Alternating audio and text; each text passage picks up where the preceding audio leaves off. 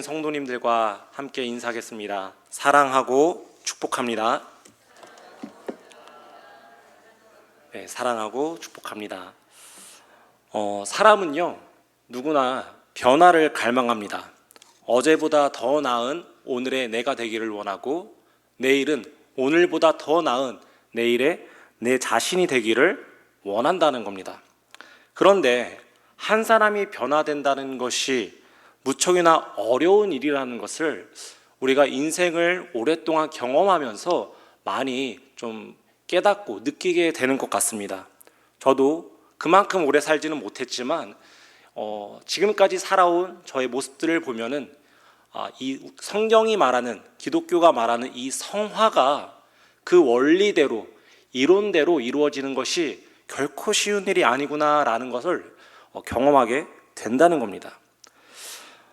그런데 조금 전에도 말씀을 드렸듯이 한 사람의 생각과 습관을 고치고 변화시키는 것이 참으로 어려운 일인데, 우리의 신앙생활 가운데서도 그런 비슷한 고민을 하게 되는 거죠. 그리스도인의 이런 영적인 변화, 영적인 성장을 우리는 날마다 기대를 합니다. 어제보다 굳건해진 믿음, 어제보다 거룩한 자신을 소망하게 된다는 거죠. 그러나 어떻습니까? 이 영적인 성장과 영적인 성숙을 경험한다는 것이 쉽지가 않습니다. 신앙의 연륜이 쌓일수록 우리가 정말 죄인이구나, 우리가 참으로 성숙하기가 어려운 존재구나를 더 깊이 깨닫게 된다는 거죠. 그 이유가 무엇일까요? 거기에는 아마 여러 가지 원인이 있을 겁니다. 우리가 죄인이기 때문에, 우리의 죄성으로, 우리의 연약함으로 인해서 그것을 감당하지 못하는 이유도 있을 것이고요.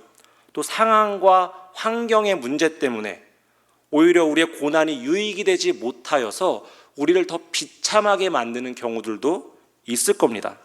그런데 오늘은 제가 우리 성도님들에게 말씀을 드리고 싶은 여러 가지 이유들 가운데 하나는요, 앞에서 말씀드린 것들이 아니라 바로 우리의 삶 가운데, 특히 이 성도의 영적 성장과 변화를 가로막고 저지하는 이 방해자가 있기 때문에 우리의 성숙함이, 우리의 영적 성장이 더디고 또 때로는 실패할 수도 있다는 것을 함께 이야기를 나누려고 하는 겁니다.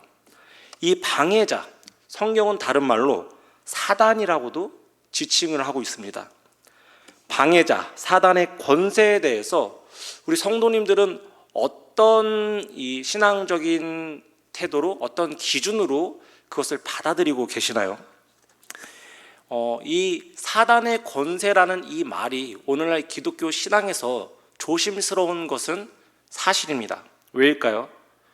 우리가 이러한 영적인 세력에 지나친 관심을 갖다 보면 이 세상에 돌아가는 모든 사건과 사고들, 또 이 모든 역사들을 이러한 방식으로, 이 영적인 사단의 권세와 세력의 문제로만 우리가 해석하려는 그런 경향들을 갖게 되기 때문입니다. 다 성경을 벗어난 잘못된 사고방식인 거죠. 그런데 반대로, 그래서 우리가 이 사단의 세력, 귀신의 영역을요 아예 없다고 하는 사람들도 생기는데, 과연 그것은 그럼 옳은 신앙의 모습이라고 우리가 볼 수 있을까요? 그렇지가 않다는 겁니다.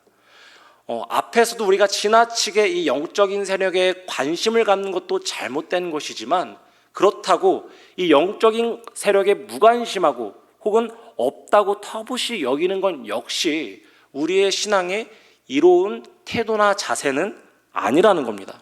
왜냐하면요, 성경은 분명하게 이 영적 세력에 대해서 일관되게 전하고 있고요, 이 세력은요 오늘날도 그 위력을 교회와 성도들을 향해서 끼치고 있다고 말씀을 하고 있기 때문입니다. 다만 이 사단이 하는 일들이요 대부분에는 분명한 목적이 있습니다. 첫 번째는 그것은 복음을 전하고 이 한 영혼이 구원받는 일에 사단이 역사한다는 거예요. 움직인다는 겁니다. 또 신자가 참된 신자로 살고자 할 때, 변화를 갈망하면서 노력하고자 할 때 사단은 이를 방해하기 시작을 한다는 겁니다. 오늘 본문에서는요 우리의 영적 성장을 가로막는 이 사단처럼 이스라엘 민족의 이 성벽 재건을 가로막는 방해자들이 등장하고 있습니다. 산발락과 도비와 그리고 게셈이라는 무리들이죠. 이들은요, 자신들의 이 정치적인 이익을 위해서요, 이스라엘의 성벽 재건을 방해하지만요, 이스라엘에게서 이 성벽 재건이나 어떤 의미입니까? 예배의 회복, 이스라엘 공동체의 회복, 영적인 회복을 의미하는 것이었습니다. 때문에 하나님의 공동체의 회복을 이 적극적으로 방해하고 무너뜨리려는 이 산발락과 도비와 그리고 이 겟셈의 무리를 모습을 보면서요, 우리는 그들이 이 사단의 세력이 어떻게 움직이고 있는가를 살펴볼 수가 있다는 겁니다. 그래서요, 오늘은 과연 이 방해자들 혹은 이 사단의 세력이 어떤 방법으로 신자와 또 신앙 공동체를 무너뜨리려고 하고, 이에 대해서 성도와 교회는 어떤 신앙을 가지고 어떻게 우리가 대처할 수 있는지를 함께 살펴보는 시간을 갖도록 하겠습니다. 간단하게 우리가 이 느헤미야서의 내용을 초반부를 살펴보면요, 예루살렘 성전이 파괴된 이후에 하나님은요, 이 성전 재건을 위해서 3명의 지도자를 사용하십니다. 그 첫 번째가 유다가 멸망한 후 이 50년쯤 지나서 포로로 끌려갔다 돌아온 스룹바벨을 통해서 이 성전 재건에 대한 열망을 불어넣으시고 또 그 성전 재건을 시작하시고요, 그로부터 이 60년이 지나서 2차 포로 때 에스라가 이 율법을, 하나님의 율법을 유대 공동체에 가르치면서 교회 공동체로서의 그러한 끈끈한 모습, 그 단단한 모습을 가르치고 지켜가도록 하는 권면들을 볼 수가 있습니다. 그리고 그로부터 또 13년이 지난 후에 이 느헤미야가 예루살렘으로 돌아와서 이 성전의 성벽 공사를 시작하게 되는 겁니다. 느헤미야는요, 사실 이 예루살렘 성전이 파괴될 당시 막 끌려왔던 그 포로 1세대가 아니었습니다. 흔히 말하는 2세대에서 3세대, 포로로 끌려가서 그 식민지 국가에서 태어나고 자란 사람이 느헤미야였던 거죠. 그러던 느헤미야가 어느 날 자신의 나라, 조국의 상황을 듣게 되고 그 마음에 긍휼함이 입어서 오랜 기간 동안 기도하는 중에 그 바사 왕 아닥사스다 왕의 허락을 받고 예루살렘으로 돌아가 이 성전 재건을 시작하게 된 것입니다. 그리고 바로 오늘 이 4장의 말씀이 이 성전 재건을 시작하고 있는 그 상황들을 우리에게 알려주고 있는 거죠. 그런데 이 성전 재벽, 특히 이 성벽 건축이 시작이 됐습니다. 많은 사람들이 뜻을 모았고요, 하나가 돼서 연합해서 이 건축이 순조롭게 진행되고 있었습니다. 그런데 이 소식을 달갑지 않게 들은 인물들이 나타나기 시작한 겁니다. 그들이 누구라고요? 산발락과 도비야, 겟셈 무리였다는 겁니다. 자, 이 느헤미야가 예루살렘에 온 직후부터 지금까지 성벽 건축을 방해하던 무리들이 바로 이들이었습니다. 이들은요, 이스라엘이 성벽 건축을 시작했다는 소식을 듣자 다음과 같은 반응을 보이는데요, 우리 1절을 다시 한 번만 같이 읽겠습니다. 시작.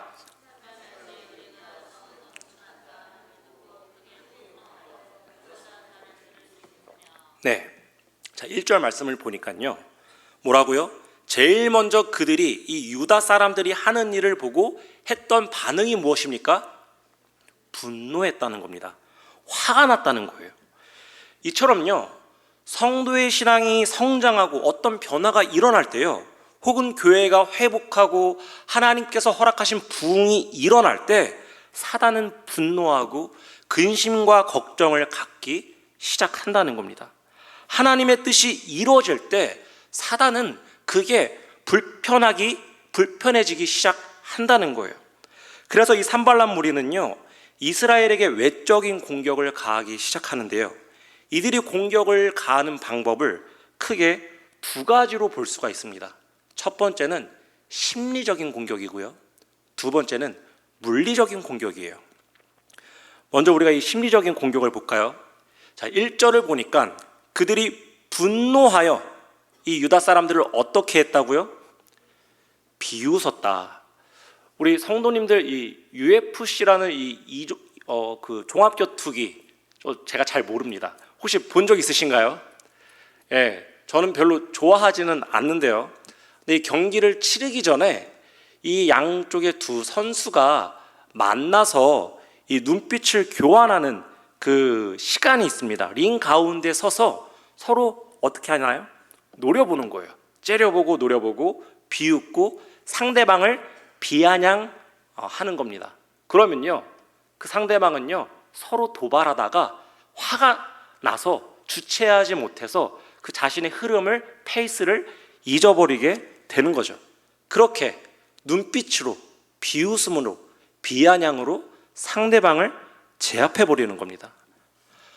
방해자는요 바로 이런 방법으로 이 유다 백성들을 조롱하고 비난하고 공격하기 시작을 했다는 겁니다. 특별히 이 2절과 3절에 나와 있는 표현처럼요, 이들은요 이 6가지의 말로 이스라엘을 무너뜨리기 시작을 합니다. 같이 한번 볼까요? 2절을 보면요, 제일 먼저 이 미약한 유다 사람들이 하는 일이 무엇인가 라는 말을 합니다. 여기에서는요 이 미약하다의 강조점이 있습니다. 존재 자체를 까레 뭉개고 있는 거죠. 너희같이 약해 빠진 것들이 무엇을 할 수 있겠냐, 너희는 아무것도 아니다, 이런 말을 하고 있는 겁니다. 우리가 기도하려고 할 때, 말씀 보려고 할 때, 예배 드리려고 할 때 너희 따위가 뭔데, 너가 뭔데 그것을 하느냐, 그런 말을 하고 있는 거죠. 또 이어서 보니까 두 번째요, 스스로 견고하게 하려는가, 너희 스스로 이 성벽을 지을 수 있겠는가 하는 겁니다. 너 혼자서 아무것도 할 수 없다는 거죠. 과거에도 그렇게 수십 번, 수백 번씩 실패하지 않았냐고 물어보는 겁니다. 힐난하는 거죠. 그리고 세 번째, 제사를 드리려는가. 이건 뭘까요? 너희가 그동안 꼬박꼬박 예배 드린다고 달라진 게 뭐 있었냐? 이런 질문을 하는 겁니다. 지금 이 성벽 재건이 처음이 아니죠. 그 앞에 스룹바벨과 에스라가 앞서서 이 성전 재건에 대해서 열심을 내고 시작하고 그 일들을 해왔던 겁니다. 이들이 지금 예배를 드리고 이런 열심을 드렸던 것은 처음이 아니라는 거예요. 그들이 앞에서 그 60년 동안 예배를 꼬박꼬박 드렸지만 너희가 어떤 변화가 있었느냐 하고 묻는 거죠. 이것을 우리에게 그대로 적용하면 어떻게 될까요? 너희가 꼬박꼬박 주일 예배 지키고 새벽 예배 나왔다고 어떤 변화가 일어났었느냐? 매일 아침마다 하는 말씀 묵상이 너희에게 어떤 변화를 줬는데, 봐라, 아무것도 변한 게 없잖아. 그런데 다시 예배를 드리려 한다고? 오늘 금요철야에 또 나왔다고? 지금 그런 우리에게 공격을 하고 있는 겁니다. 자, 네 번째, 하루의 일을 마치려는가? 자, 아무리 봐도요, 이건 하루 만에 당장 끝낼 수 있는 일이 아닌 거예요. 누가 봐도 고생길이 뻔한 일인 겁니다. 얼마 안 가서 금방 포기하고 말 거라는 거죠. 성경을 매일 읽기로 다짐했다고, 매일 큐티하고 꾸준히 기도하겠다고, 예배 시간에 졸지 않겠다고, 너희가 예전에도 실패했었잖아. 한 번 한다고 되지 않잖아. 그런 이야기를 하는 겁니다. 다섯 번째, 불탄 돌을 흙무더기에서 다시 일으키려는가? 이건 또 무슨 말일까요? 여기서 불탄 돌은요, 성벽 자재를 말합니다. 그러니까 지금 이 성벽 재건을 하는데 사용하는 재료가 뭐냐면, 이전에 불타서 예전에 사용되었던 이 예루살렘 성전에 파괴된 그 자재들을 다시 활용하고 있는 거예요. 그 처음에는 어떤 재료들을 가지고 썼을까요? 우리 솔로몬이 성전을 지을 때 아주 고귀하고 튼튼하고 아름다운 값비싼 재료들을 가지고 성전을 건축했었죠. 그렇게 귀한 재료, 튼튼한 재료를 가지고도 무너지는 성전인데, 너희가 그 불탄 돌을 쌓은 그 성전이 얼마나, 그 성벽이 얼마나 튼튼하겠냐, 그런 말을 하고 있는 겁니다. 우리가 하는 수고와 노력이 가치 없다고 말하고 있는 거죠. 마지막으로, 그들이 건축하는 돌 성벽은 여우가 올라가도 곧 무너지리라. 너가 아무리 조그마한 변화를 경험하고 성장했다고 생각해도 작은 여우 한 마리가 올라가면 쉽게 어떻게 된다고요? 무너지게 될 거야. 너에게 조그마한 시련과 고통이 찾아오면 너 지금 좀 변한 것 같지? 성장한 것 같지? 금세 무너져 버리고 말 거다. 그런 말을 하고 있는 겁니다. 이러면서요, 사단은요, 이스라엘을 향해서 또 우리를 향해서 끊임없이 말을 하고 있더라는 거죠. 이처럼 사단은요, 우리가 신앙의 도전을 받고 열심을 내는 상황에서요, 끊임없이 이런 모략과 조롱과 비난을 일삼는다는 겁니다. 그리고 우리는 어쩌면요, 그런 경험을 이따금씩 해보았을 겁니다. 영적으로 성장하고 싶고 변화하고 싶은데, 이 침체된 영적 상태를 회복하고 싶은데, 그래서 수련회를 가고 특세에도 참석하고 교회 양육에도 참석해보고 아까 말씀드린 오늘 우리가 금요철야 예배도 나와 봤지만, 그렇게 해서 우리가 몸부림을 쳐보지만, 그런 우리를 향해 사단은요, 너희가 정말 그런 것 가지고 변화될 수 있을 것 같으냐 하고 질문을 던진다는 겁니다. 사랑하는 성도 여러분, 이 사단의 공격이 매우 매섭죠? 네, 가슴이 푹푹 찔리는 것 같습니다. 그러면요, 우리는 이 같은 사단의 말 앞에서 어떻게 대처를 해야 할까요? 어떻게 하면 우리가 이 신앙을 붙들고 지켜낼 수 있을까요? 우리가 이 느헤미야가 대처하는 두 가지를 또 같이 보겠습니다. 첫 번째인데요, 우리 4절을 한번 볼까요? 4절 말씀 같이 보겠습니다. 같이 읽겠습니다. 시작.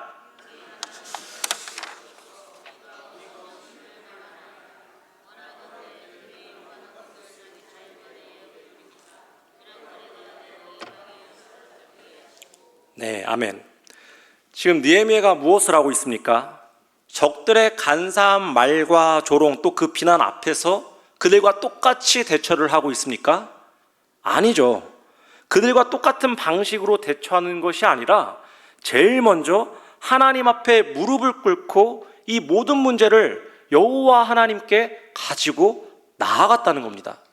하나님, 내 힘으로 할 수 있는 것이 아무것도 없는데, 저들 때문에 지치고 어려운데 저들 좀 혼내주세요 하고 절규를 하나님께 하고 있더라는 겁니다.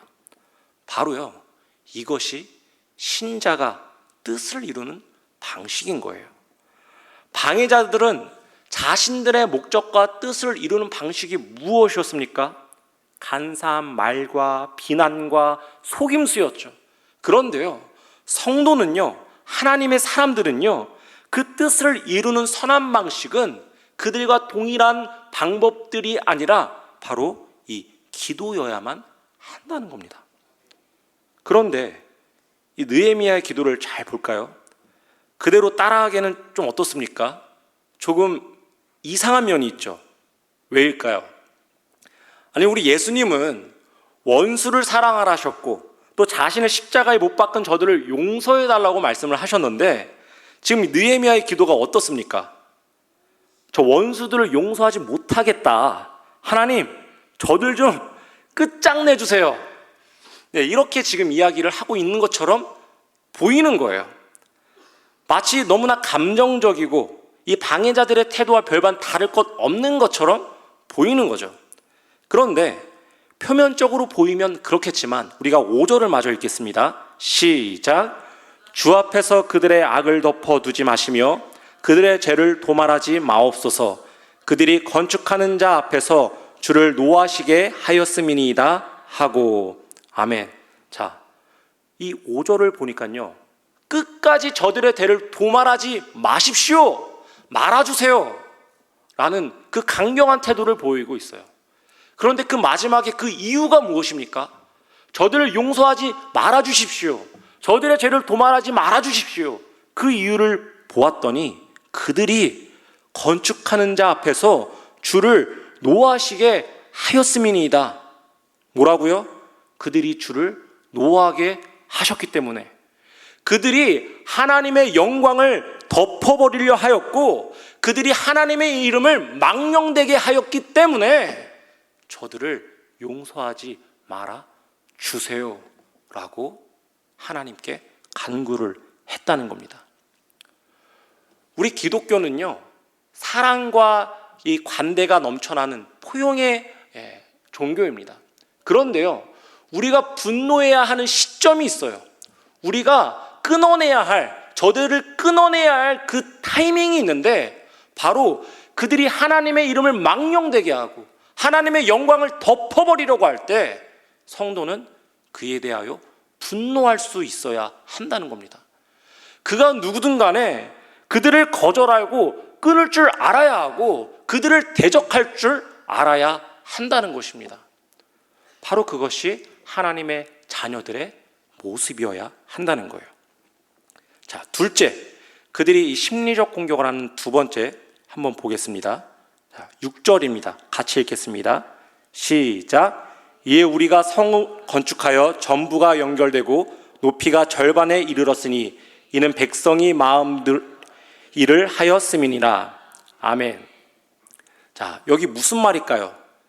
그들을 조롱하고 비난하는 소리가 있든 없든 이스라엘 백성들이 어떻게 했다고요?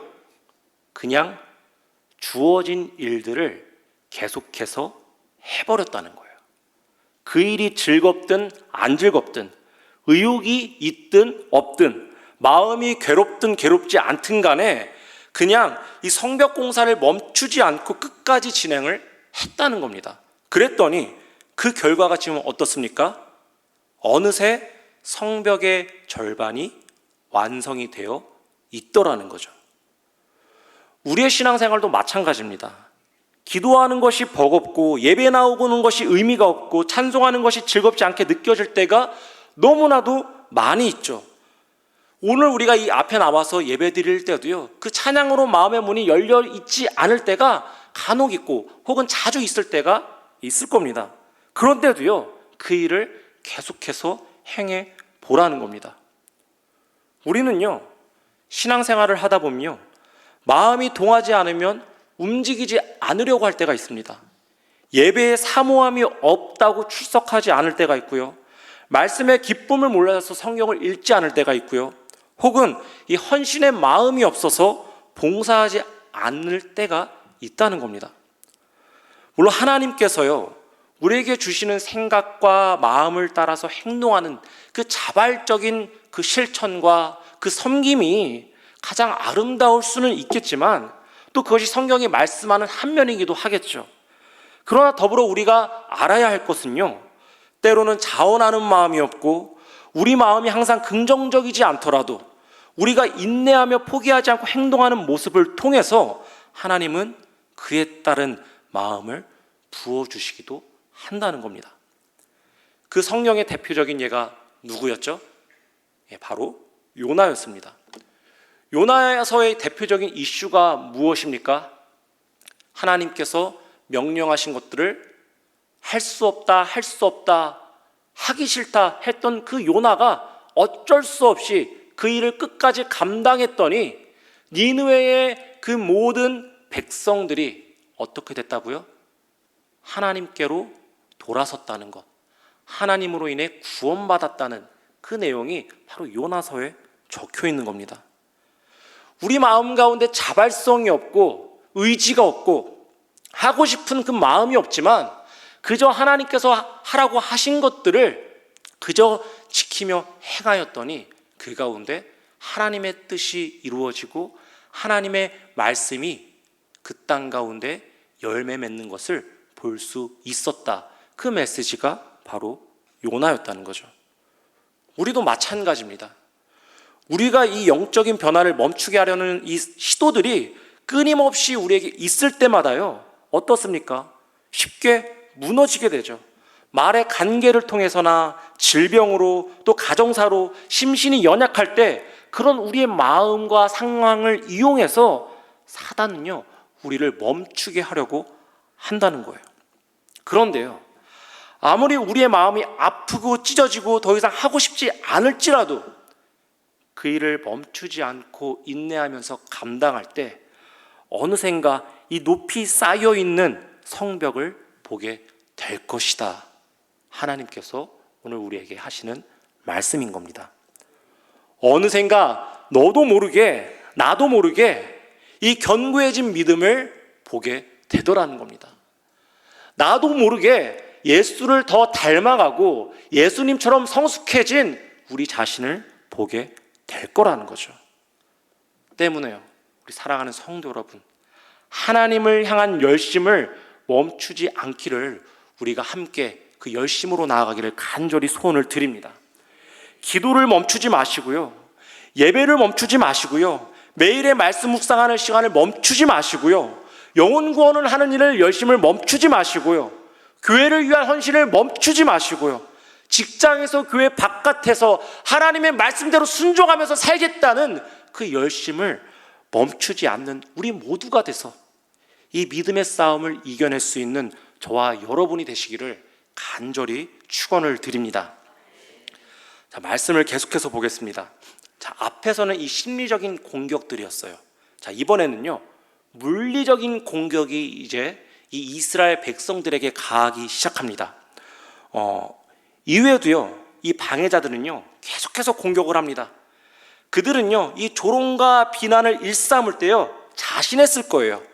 이전에도 이스라엘이 성벽을 재건하려고 할 때 이런 방법으로 몇 번씩 무너뜨린 적이 있었지. 당연히 이번에도 이들은 이 성벽 공사를 중단할 거야, 그런 자신감이 있었을 거예요. 그런데요, 이번에는 이스라엘이 무너지지 않았습니다. 오히려요, 기도하면서 버티더니요, 어느새 이 성벽이 절반이나 중수되었다는 소식을 듣게 된 겁니다. 그들은요, 긴장을 했어요. 그리고 더욱 분노했습니다. 오늘 우리가 함께 읽은 말씀 뒷절인데요, 11절에 그래서요, 그들은요, 공격 태세를 갖추기 시작을 하고요, 물리적인 위해를 가하려고 시도를 합니다. 11절을 제가 읽겠습니다. 우리의 원수들은 이르기를 그들이 알지 못하고 보지 못하는 사이에 우리가 그들 가운데 달려 들어가서 살육하여 역사를 그치게 하리라 하고. 무슨 말이죠? 그들이 하나님의 역사를 그치게만 할 수 있다면 이스라엘의 생명을 빼앗는 것조차 어떻게 하겠다고요? 서슴지 않겠다고 지금 호언하고 있는 겁니다.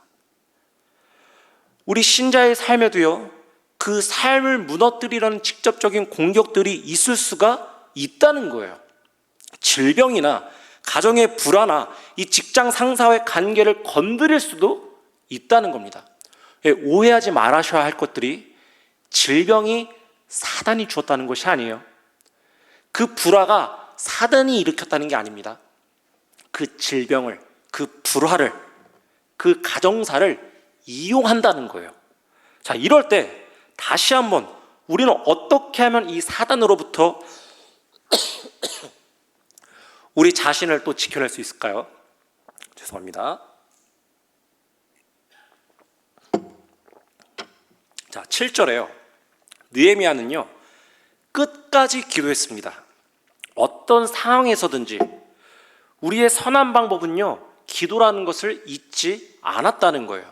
그런데 문제는 누구에게 있을까요? 느헤미야와 함께 했던 공동체 사람들. 문제는 그 다른 사람들이 이 기도의 내용대로 하나님을 믿지 못했다는 겁니다. 이스라엘은요, 느헤미야와 함께 이 기도로 시간을 극복하려고 노력은 했습니다. 그런데 계속해서 소문이 들려오는 거예요. 방해자들이 사방에 어느 때든지 우리를 죽이러 쳐들어올 수 있다, 이런 소문이 여기저기서 들려오기 시작을 하는 거죠. 과거부터요, 이들이 지금 처음이 아니라 그랬죠. 이 방해자들이 했던 일들을 경험해 본 사람들이 있었기 때문에 해서, 그리고 그런 몇 번의 실패들을 경험을 해봤기 때문에 이들은 이 소문이 지금 헛소문이 아니라는 것을 알 수가 있었다는 거예요. 그래서 그 소문이 더욱 두려웠던 겁니다. 그 이야기가 소문으로 들리지 않고 두려움으로 커지기 시작을 했다는 거죠. 아무리 우리 가운데 이 페르시아의 술 맡은 관원장인 느헤미야가 있다 할지라도 그들이 우리에게 해했던, 우리를 위해했던 그 전력들을 보았을 때, 이건 너무나 무서운 상황이라는 거죠. 기도했지만 기도의 내용을 온전히 믿지 못했던 겁니다. 그런 그들에게 느헤미야가 다음과 같은 말을 합니다. 14절인데요. 우리 한번 같이 찾아보겠습니다. 14절. 우리 한 목소리로 같이 봉독하겠습니다. 시작. 일어나서 귀족들과 민장들과 남은 백성에게 말하기를 너희는 두려워 말고 지극히 크시고 두려우신 주를 기억하고 너희 형제와 자녀와 아내와 집을 위하여 싸우라 하였느니라. 아멘. 자, 무슨 말씀입니까? 너희의 두려움이 어디에 달려 있느냐? 우리의 생가사를 주장하는 것이 저들이 아니라 하나님이라면 우리가 두려워할 것도 저들이 아니라 누구라고요? 하나님이 아니겠느냐? 이런 말씀을 지금 하고 있는 겁니다. 저 방해자들보다 하나님이 더 크시다는 겁니다. 더 위대하시다는 거죠. 그런 하나님을 어떻게 해야 한다고요? 경외해야 한다고요. 하나님을 경외하고 있느냐? 그런 질문을 지금 이스라엘에게 던지고 있는 겁니다.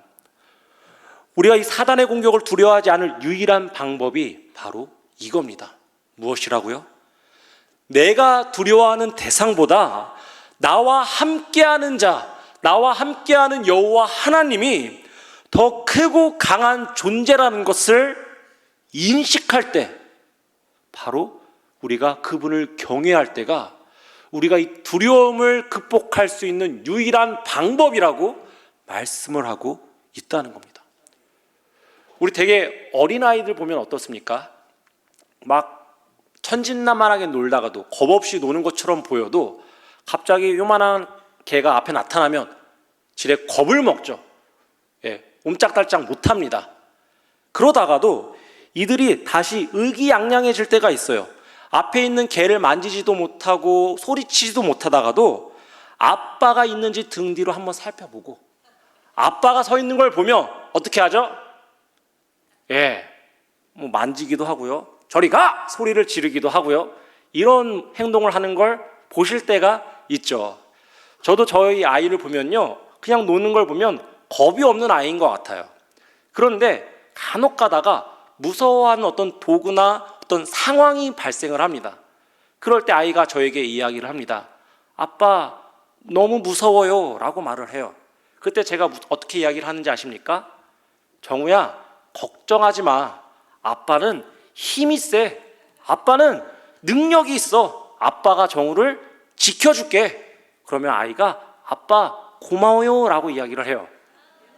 그리고 다시 용기를 내서 앞에 있는 인형 강아지를 발로 차버립니다. 어떻습니까? 자신의 뒤에 아버지가 있는지만 확인된다면 앞에 어떠한 대상이 있든 간에 두렵지가 않은 겁니다. 높은 철조물에 올라가서 뛰어내릴 때에도 아버지가 팔 벌리고 있으면 가능한 겁니다. 우리 앞에 어떤 도비야, 산발락과 같은 대적자들이, 방해자들이 우리의 생명을 앗아간다고 소문이 나고 이야기한다 할지라도 여호와 하나님이 이 우주 만물을 창조하시고 우리를 주관하시고 이 세상 만물 가운데 섭리하시는 분이라는 그 능력의 하나님이라는 것을 우리가 안다면 그들을 향한 두려움이 어떻게 된다고요? 사라진다는 것입니다. 아니, 조금 두려움이 있을 수 있겠죠. 하지만 겁먹지 않는 겁니다. 그들을 이겨낼 수가 있다는 것입니다.